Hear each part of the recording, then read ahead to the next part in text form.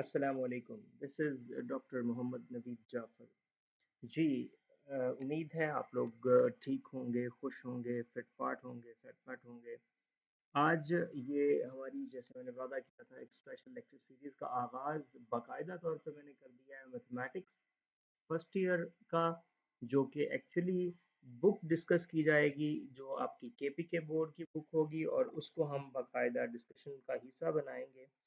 अब इस KPK board की जो बुक है इसको अब federal board of intermediate and secondary education के लिए as a textbook recommend कर दिया गया है 2023 के अंदर। तो मैं इसकी एक स्पेशल लेक्चर सीरीज जिसका फ़ायदा हमारे केपी के बोर्ड यानी कि जो खैबर पख्तूनख्वा के बच्चे हैं वहाँ के बच्चों को और federal board of intermediate and secondary education all over the Pakistan, not only in Pakistan, out of Pakistan भी मौजूद हैं, उनको इंशाल्लाह तबारक तआला होगा। टॉपिक हमारा चैप्टर नंबर 1 से हम आगाज़ कर रहे हैं। First year mathematics complex numbers का टॉपिक है। लेक्चर नंबर 1 होगा जिसमें आज की डिस्कशन के अंदर कॉम्प्लेक्स नंबर्स कुछ एग्जाम्पल्स के साथ हम डिस्कस करने जा रहे हैं। मैं हूं डॉक्टर नवीद जाफर।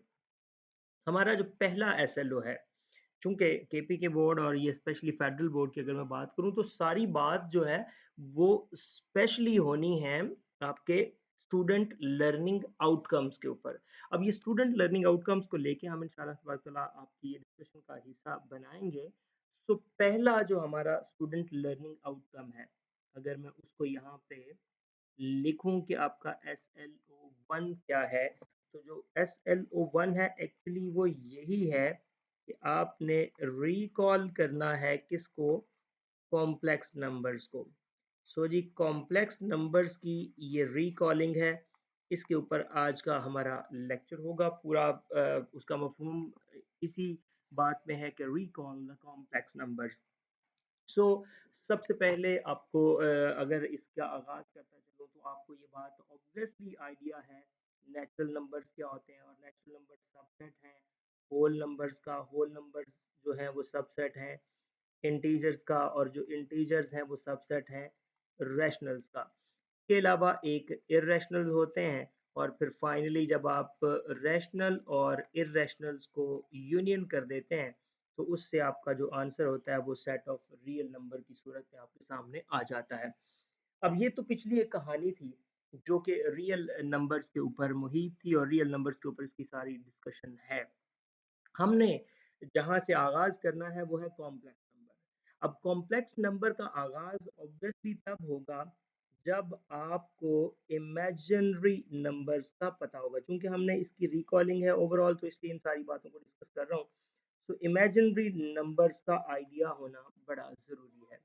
अब इमेजिनरी नंबर्स आपके पास क्या होते हैं उसको आपने देखना है। उसके ऊपर उसके ऊपर आपकी ये डिस्कशन है इमेजिनरी नंबर्स क्या है।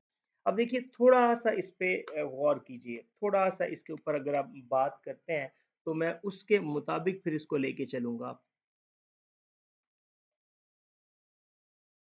मैंने आपको पहले कहा, आओ जल्दी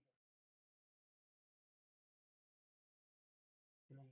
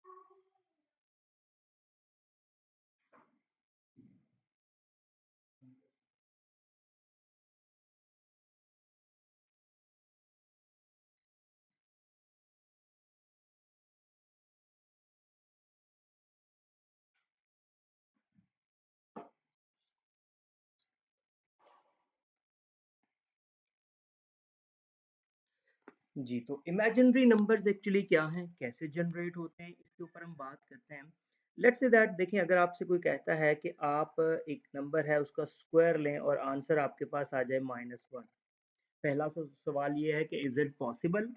ऑब्वियसली जब आप इज इट पॉसिबल की बात करेंगे तो ये पॉसिबिलिटी में बज़ाहिर आपको नजर आता हुआ नहीं दिख रहा कि ये बात पॉसिबल नहीं है। अगर ये पॉसिबल नहीं है तो थोड़ा सा गौर करें। वैसे इसका स्क्वायर रूट ले लें तो ये आ जाएगा -1 का स्क्वायर रूट। अब देखें इस बात पे इसको इमेजिनरी कहा गया कि ये एक तसव्वुराती नंबर तो हो सकता है, इमेजिनेशंस में तो ये बात आ सकती है, बट रियलिटी के अंदर ये एग्जिस्ट नहीं करता। इसलिए आपने इसको क्या नाम दे दिया, आयोटा का, जिसको एक्चुअली इमेजिनेशन से बनाया गया आईओटीए, आयोटा।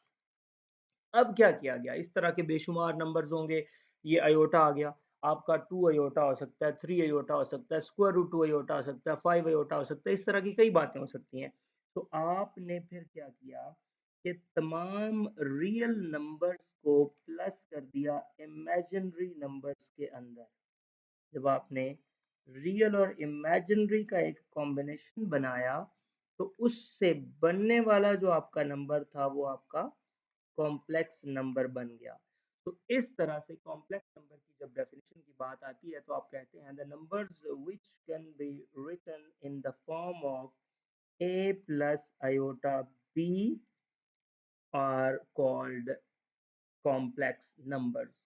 दोबारा सुन लें, the numbers which can be written in the form of a plus iota b are called the complex number. Remember that यहाँ पे जो a और b है ये बजाते खुद रियल नंबर्स ही हैं, ए और बी खुद से रियल नंबर्स हैं, और यहाँ पे जो अयोटा है ये आपका -1 का स्क्वायर रूट आ जाता है।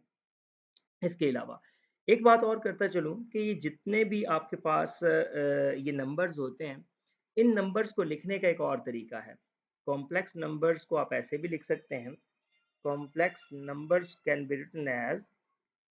Also be written as be written as can also be written as, आप इसको इस तरह से भी लिख सकते हैं, a plus iota b, that you can write just like that, a comma b।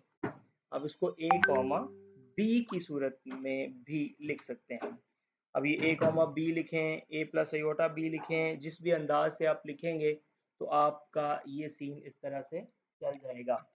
अब उसके अलावा इसको लिखने का एक और अंदाज भी है, a कॉमा b को अक्सर ने इस अंदाज से भी लिखा कि a0 प्लस 0 b।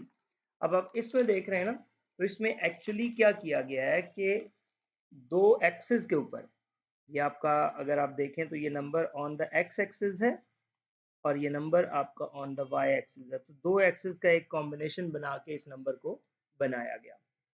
अब मैं आमतौर पे ये कहता हूँ कि जितने भी कॉम्प्लेक्स नंबर हैं ये रिप्रेजेंट करते हैं, मैं अगर इस तरह से लिख दूँ कि कॉम्प्लेक्स नंबर्स जो हैं ये रिप्रेजेंट करते हैं वेक्टर्स को।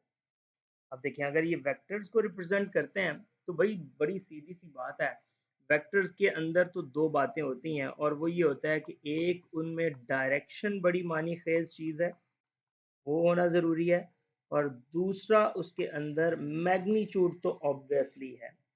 तो आप ज़रा गौर कीजिएगा, ये दोनों बातें ही कॉम्प्लेक्स नंबर में मौजूद होती हैं कि डायरेक्शन क्या है और उसका मैग्नीट्यूड क्या होता है।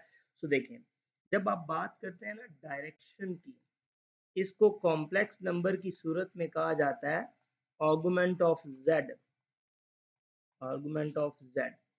ये एक्चुअली थीटा होता है जो कि बनता है tan inverse imaginary part over real part. चूंकि हमने complex number z is equals to a plus iota b लिया था, तो उसमें a जो है वो रियल पार्ट है, b जो है वो इमेजिनरी पार्ट है, तो उसकी मुनासबत से ये बात आपको बता रहा हूँ।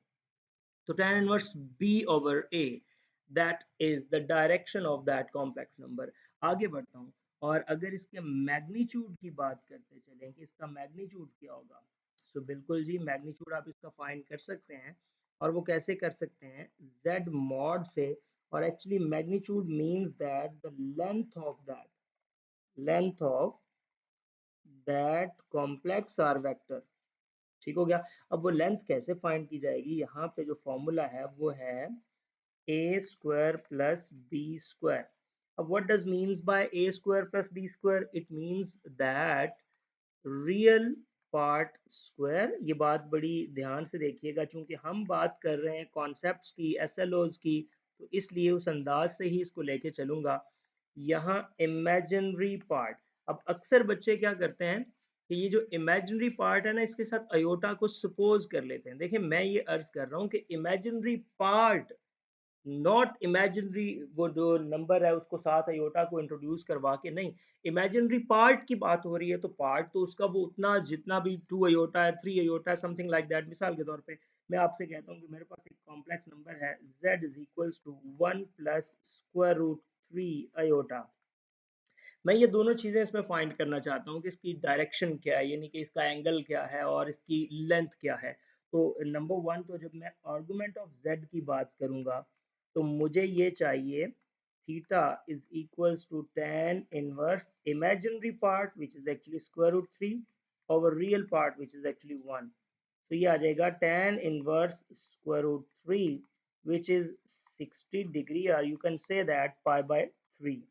उसके बाद जब मैं इसकी लेंथ की बात करूंगा, तो लेंथ या जिसको मैग्नीट्यूड कहते हैं, तो वो z mod is equals to real part square plus imaginary part square, not iota included here in that expression. So that is equals to 1 plus 3, and that is equals to 4. So your answer will be 2. So that means the length of that particular number, or you can say that the mod of that complex number is that. so ये situation यहाँ पे बन जाती है। ये है complex number, इसकी ये लाइट सी डिस्कशन थी जो ये मैंने यहाँ पे आपके सामने की। सो इस सिलसिले को इंशाल्लाह तबारक ताला रोज़ की बुनियाद पे हम आगे बढ़ाएंगे। ये हमारा लेक्चर नंबर 1 था, जिसके अंदर सिर्फ मैंने एक आपको आइडिया भी दिया कि हम ये आगाज़ करने जा रहे हैं, और एज वेल एज मैंने आपको ये भी बताना था कि ये कॉम्प्लेक्स नंबर एक्चुअली क्या है, कॉम्प्लेक्स नंबर्स के ऊपर। अब आपके जो भी कोई क्वेश्चंस हों कॉम्प्लेक्स नंबर से रिलेटेड, कॉम्प्लेक्स नंबर क्या है, कॉम्प्लेक्स नंबर को किस तरह से डील किया जाता है, आगे इसके बारे में हम बड़ी चीज़ें पढ़ेंगे। सो वो सारी डिस्कशंस को लेके आप ज़रूर मेरे साथ जो है वो बात कर सकते हैं। अब एक जाते जाते एक कॉन्सेप्ट बता दूं, और वो क्या है, एक नोट के तौर पे मैं हमेशा ये बात बताता हूँ, और वो नोट ये है कि every real number is also a complex number. Every real number is also a complex number.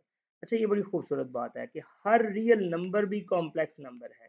कैसे? फॉर एग्जाम्पल, क्योंकि मैंने कहा था कॉम्प्लेक्स विद एग्जांपल्स करेंगे, तो इसलिए मैं साथ हर चीज़ की एग्जांपल दे रहा हूँ। जैसे 2 है, अब 2 को आप 2 प्लस 0 अयोटा भी लिख सकते हैं।